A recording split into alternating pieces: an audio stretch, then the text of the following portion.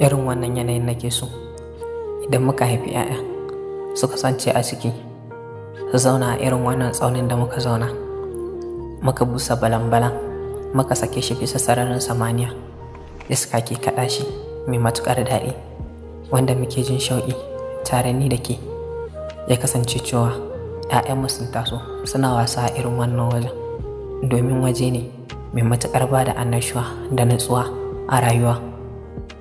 Haƙiƙa zamana da ke shine mafi alkhairi na komai na. In kasance da ke shine fatana, bani da wani buri bayan ki.